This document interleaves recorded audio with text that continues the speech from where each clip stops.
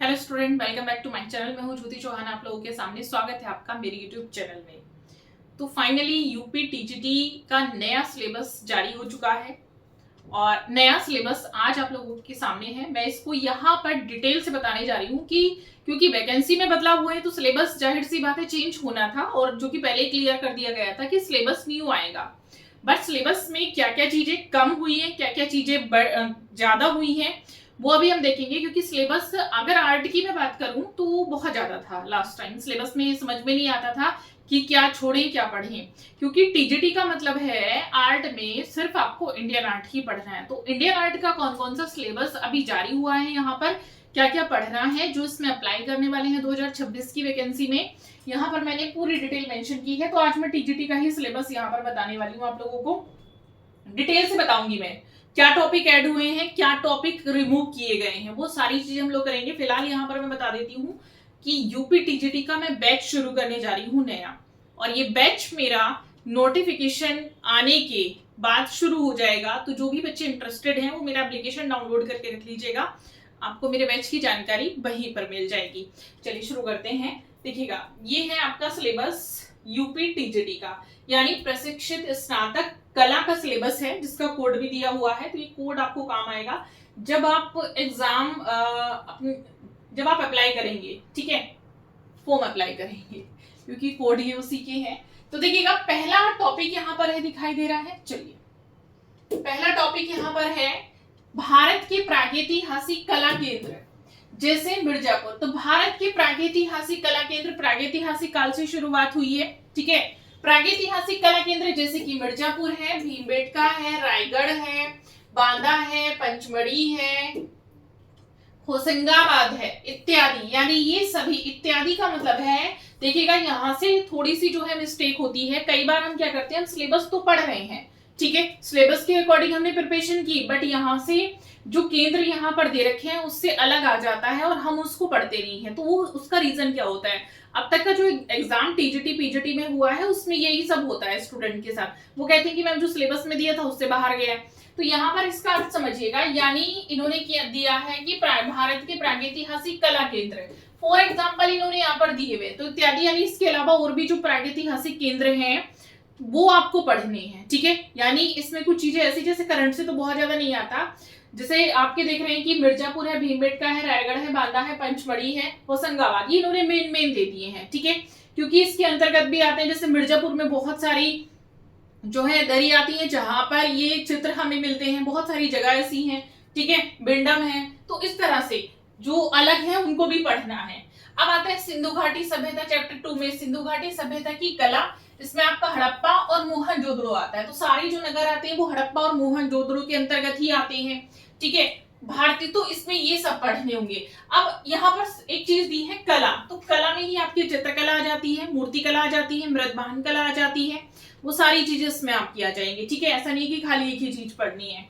Next है भारतीय चित्रकला के 6 अंक, जोगीमारा, अजंता, ठीक है। भारतीय चित्रकला के 6 अंक, जैसे कि जोगीमारा, अजंता, तो 6 अंग आएगा ये, ठीक है, षडांग हो गया। और यहाँ पर गुफाएं दी है, जोगीमारा, अजंता, बाघ, बादामी, एलोरा, सित्तल वासल, ये सभी जो है भित्ति चित्र यहाँ पर दिए हुए। यानी भित्ति चित्र में अगर देखा जाए तो सारी गुफाएं आपकी आ गई। जोगीमारा से शुरुआत होती है, उसके बाद अजंता, यही आप लोगों ने अब तक पढ़ा भी है, वही सारी चीजें हैं, ठीक है। और 6 क्योंकि ये षडांग है।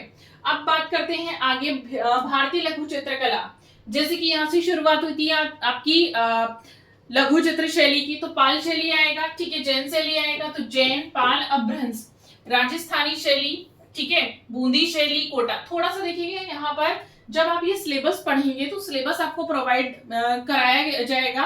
टेलीग्राम चैनल का लिंक मैंने दिया, या आपको कहीं और से भी मिल गया होगा, साइट से आप लोगों ने निकाला होगा। तो इसमें टाइपिंग मिस्टेक बहुत ज्यादा है, जैसे बूंदी को यहाँ पर बूढ़ी लिखा है, तो इस चीज को ध्यान रखेंगे, ठीक है। ये बूंदी शैली है, बूंदी, कोटा, किशनगढ़, जयपुर इत्यादि शैली। और ये सब आपकी राजस्थानी शैली भी आपने अभी तक पढ़ा है। इसके बाद आता है मुगल शैली, ठीक है, अकबर, जहांगीर। अब देखिएगा, जैसे कि यहाँ पर है राजस्थानी शैली में, वैसे ही आपका क्या है, यहाँ है मुगल शैली में। तो मुगल शैली की जो उपशैली दी है, वैसे ही ऊपर राजस्थानी शैली की उपशैली दी है। तो सारी उपशैलियां करनी है। इसके अंतर्गत चित्रकला, वास्तुकला सब करना है। सेम मुगल शैली में भी आपको ग्रंथ कला, वास्तुकला सभी चीजें इसमें करनी है, ठीक है। अब आता है इसके बाद बंगाल शैली और उसके कलाकार। अब उसके कलाकार जैसे कि अवनींद्रनाथ हैं, ठीक है, अवनींद्रनाथ ठाकुर हैं, नंदलाल बोस हैं, असित कुमार हलदार हैं, डीपी राय चौधरी है, छिदेंद्रनाथ मजूमदार हैं, समसामयिक। तो यहां तक तो हो गया आपका बंगाल शैली के कलाकार, ठीक है।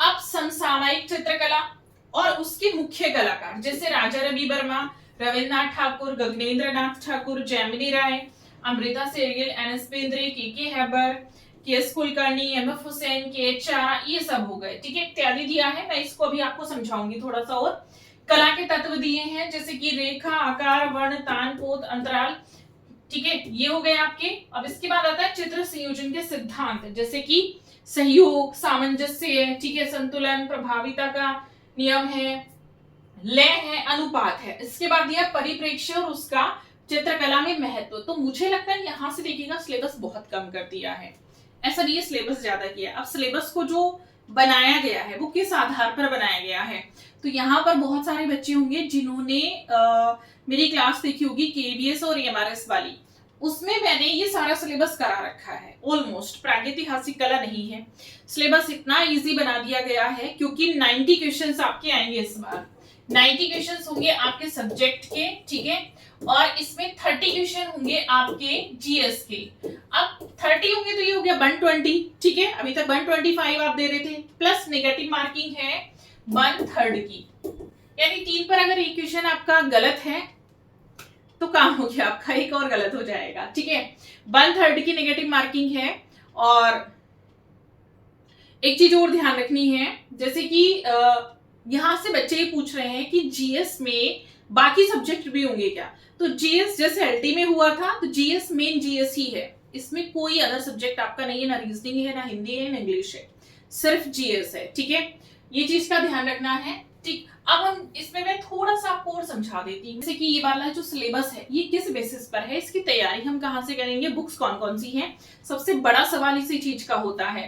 तो देखिएगा तैयारी करने के लिए सबसे पहले मैं सजेस्ट करूंगी एनसीईआरटी बुक, ठीक है, एनसीईआरटी बेसिस पे ही है। जैसे यहाँ पे लिखा ना समसामयिक चित्रकला, बिल्कुल उसमें टॉपिक दिया हुआ है, यदि अगर आपने एनसीईआरटी पढ़ लिया तो 50% सिलेबस आपका हो गया, ठीक है। अब बाकी का बचा 50% कहां से करना है, क्योंकि जितने आर्टिस्ट लिखे हैं उसके अलावा भी आपको करने, ऐसा नहीं सिर्फ इतना करना है। आपने अगर मेरी क्लासेस देखी होंगी तो मैंने उसमें ये सारे आर्टिस्ट पहले से ही बता रखे थे, ठीक है, तो पहले से सिलेबस तो कम हुआ क्योंकि पहले बहुत सारा दिया हुआ था, पहले और भी चीजें थी और क्लियर कुछ भी नहीं था, बहुत पुराना सिलेबस था, अपडेट नहीं हुआ था, तो वो घूमते घूमते इस तरह से बनता जा रहा था कि उसमें वेस्टर्न भी आ गया था। अब यहाँ से क्लियर हो गया कि वेस्टर्न बिल्कुल नहीं है, अभी तक आप लोग वेस्टर्न भी पढ़ रहे थे, तो वेस्टर्न तो बिल्कुल नहीं पढ़ना अब आपको, अब सिर्फ इंडियन आर्ट पर फोकस करना है और कहाँ कौन से टॉपिक से फोकस करना है वो क्लियर हो गया है। यानी अगर यहाँ से 1-2 प्रश्न इधर उधर जो चीजें आपकी एड ऑन होंगी तो समझ लेंगे कि कहाँ से होंगी, ठीक है, कि बंगाल शैली के जितने कलाकार हैं उनसे पूछा जाएगा,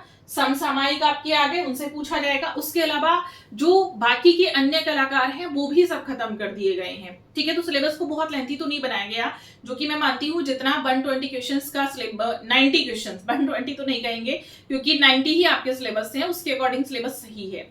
अब इसकी तैयारी के लिए बुक्स का ध्यान देंगे, कौन कौन सी बुक्स हैं, तो मैंने आप लोगों को बुक्स पहले भी बताई हुई थी, जैसे कि सबसे अच्छी बुक्स मैंने एनसीईआरटी बताई है, इसके बाद राकेश गोस्वामी की बुक हो जाएगी। देखिएगा बुक्स कौन कौन सी लेनी है सिलेबस के लिए, क्योंकि जो बच्चे एलिजिबल हैं वो तो अभी से प्रिपरेशन करेंगे, बाकी फाइनल जो एलिजिबिलिटी क्राइटेरिया है वो आपको पता चलेगा आफ्टर नोटिफिकेशन, ठीक है, प्राविधिक वालों को स्पेशली और ग्रेजुएशन, ठीक है। तो एक बुक है डॉक्टर गिरिराज किशोर अग्रवाल, ठीक है, इनकी बुक ले लेंगे। और मैंने गोस्वामी जी की बुक्स बताई है लेकिन डिटेल वाली लीजिएगा, इनकी बुक में आपको सब मिल जाएगा, ठीक है। और वासुदेव सरन अग्रवाल अगर ये है तो एक बच्चे रीता प्रताप की बुक लेते हैं, ठीक है, तो मैं बहुत ज्यादा तो नहीं सजेस्ट करती, बट मैं एक चीज यहाँ पर बोलूंगी, इनकी बुक्स को ले लीजिएगा, बुक्स अच्छी है, डिटेल से दिया है, बट कुछ चीजें हैं जो इधर उधर हैं, तो इनको अगर आपके पास ये है, क्योंकि जनरली बच्चों के पास ये होती है, तो ध्यान से इसको पढ़ेंगे, ठीक है। और एक मैंने अविनाश जी की बुक बताइए, अविनाश बहादुर शर्मा।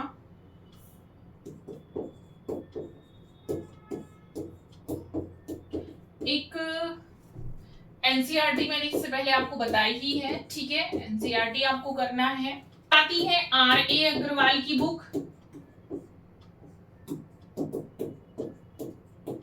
एक विजय शर्मा। अब देखिएगा, ध्यान से सुनेंगे, ऐसा नहीं है कि मैंने यहाँ से नाम बता दिए और आप जाकर बुक शॉप पर इन बुक्स को खरीद लें। ये बुक्स आपको ज्यादातर अमेजोन पर भी मिल जाएंगी, ठीक है। मैं एक वीडियो शेयर कर दूंगी जो जो बुक्स अमेजोन पर अवेलेबल हैं उसके लिए भी अलग से। अगर आप बुक्स जानना चाहते हैं अमेजोन पर कौन कौन सी अवेलेबल है, कौन सी आप घर बैठकर परचेज कर सकते हैं, तो मुझे एक बार बुक्स करके कमेंट कर दीजिएगा। मैं शेयर करूंगी एक वीडियोस पर भी बनाकर कि अमेजोन की ये बुक है और आप इस तरह से यहाँ से परचेज कर सकते हैं। बट मेरी बात ध्यान से सुनिएगा, जो सिलेबस मैंने अभी आपको बताया है, जब भी अगर आप ऑफलाइन परचेज करने जा रहे हैं, ऑनलाइन बुक्स ले रहे हैं, तो इनमें से जैसे कि मूर्ति कला भी क्योंकि आपका है, वास्तुकला भी है, तो बुक्स में आपको एक बुक में तो सारा कंटेंट नहीं मिलने वाला है। लेकिन अब आपको सिर्फ इंडियन आर्ट की बुक लेनी है, वेस्टर्न आर्ट की नहीं लेनी है, तो सबसे पहले क्या करना है, आधे से ज्यादा कंटेंट तो आपको एनसीईआरटी में मिल गया। आपको एक इंडेक्स होती है, इंडेक्स ओपन करना है और सिलेबस आपके माइंड में है, ठीक है, उस सिलेबस के अकॉर्डिंग ही बुक लेनी है। मेरे ख्याल से 2 या 3 बुक्स चाहिए होंगी आपको, इससे ज्यादा बुक्स नहीं चाहिए होंगी और आराम से प्रिपरेशन हो जाएगी। तो इंडेक्स ओपन करके देखिएगा, इंडेक्स के अकॉर्डिंग अगर सिलेबस आपको मिलता है तो बहुत अच्छा है, आप उसको खरीद लीजिएगा। और जो भी आप बुक्स ले रहे हैं लेटेस्ट वर्जन की बुक्स लीजिएगा, वो ज्यादा अच्छा है, आपको काफी हेल्प करेगी। बाकी मैं यहाँ पर सिलेबस आप लोगों को करवाऊंगी, बैच भी मैं चलाने जा रही हूँ।